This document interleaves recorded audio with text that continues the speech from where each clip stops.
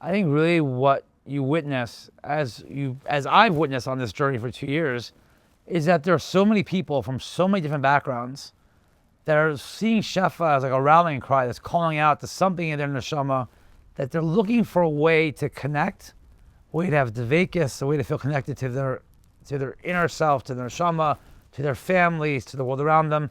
And they think of most of them really believe that cutting out some of the clutter and some of the static noise that inevitably or inherently comes along with living in larger communities is there. And when you see people come off, today we had a family come up. It's actually one of the first families that's going to be living here in a few weeks. And their daughter had never been there. She's an 18-year-old daughter, never been here before. And I took her on one of the 4x4s to show her the properties that they're looking at maybe as potential lots. And after they left, the mother came up to me and said, you really sold my daughter on like this idea of like being in this space and going through the trails and really seeing it. 'Cause you don't really see everything from the road. You have to be in the path a little bit to see what some of the lots are and where some of the amenities will be, and the walking trails and the Shabbos trails. And it's this like common reaction. There's just this overall sense of a release. And if you look at Svarim, you can relate it and tie it back to something in Ruchnias and in Kedusha, that whether it be connecting back to a more simpler life, connecting back to a more pure place, connecting back to a place where there's no distractions, no challenges in the same way you find in places around, other Jewish communities. But I think it's more than that. I think that a lot of us feel a sense of burden or a sense of challenge. And the challenge might be cost of living. The challenge might be congestion or living in a place that's overpopulated. The challenge might be you just can't find your own Daled Amos, your own space.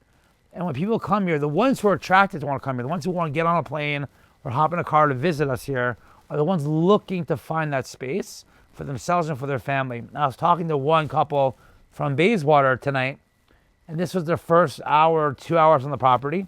And I was talking to them about the idea and the concept, and they were so engaging. And I could see that they were also had lots of questions. And they asked me about the schooling and how the yeshiva would be, what the chinuch would be like. And I said, walked her through our plan, our ideas, and our aspirations. And I said to them, I don't know anything about them. First, never met them. First 5 minutes meeting, we have this conversation. And I told her most of the time, a family will say to us, with this darkest, most solemn face, that one of my children are struggling where they are. In school, with friends, with an array of challenges.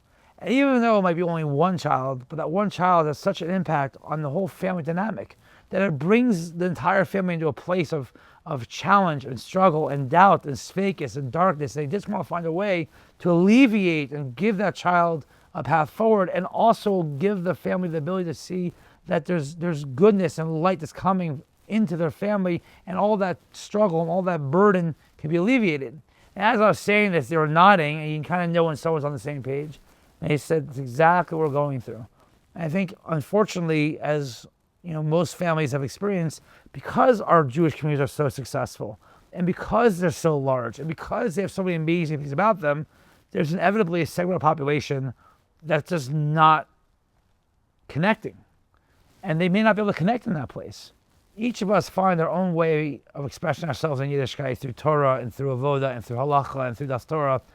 But that also means we're all going to find our way to connect. So while a community might work for 90% or 95% or even 99% of that population, there's still that 1% that's looking and seeking. And I really think that a lot of us, myself included, have been looking for something that may not be available where we are. And we could look to try to create options and build minyanim and start new schools and try to create chaburas and a matzah where we can have what we're looking for, which is a beautiful thing. But what if an entire community built on those aspirations? What if the whole philosophy behind the entire development was to create space that 1%, that 5%, that 10% of frum Jews who want to find a way to express themselves, to connect to Shabbos and davening and halacha, who want to be involved in chassadim, who want to raise their kids in a place where everyone knows who their children are, everyone in the shul feels like a family. And what if they want to live in a place where the school system acknowledges that you don't have to succeed and get good grades at one subject to be an exceptional person? That you can be exceptional and not necessarily have decent grades. That our grades don't define us, but who the child can become as an adult, as a human being, is what's the most important. And you look around and you say to yourself that we live in a community that not only has these character traits, it has these characteristics, but it's also one of the most beautiful places in America, where you could sit in a yard like this, with this as your backyard, and see mountains and streams, and you hear in the morning the birds and cows in the far off distance, and you hear nature coming alive in the morning while you're davening and saying Kriya Shema. And we're building a place that's not about houses, that's about not just community, but about building community in a way where everyone feels a connection to what we are and who we are, in a way where everyone can feel plugged and connected. This is what this generation is about. It's about looking to find connectivity. And it's exactly what the Zohar talks about, that the Gvas, the Mashiach, the Yidden will seek das, they'll seek knowledge, they'll seek a way to find the pnimis of Torah, the innermost parts of Torah and of who they are and what the world's really about.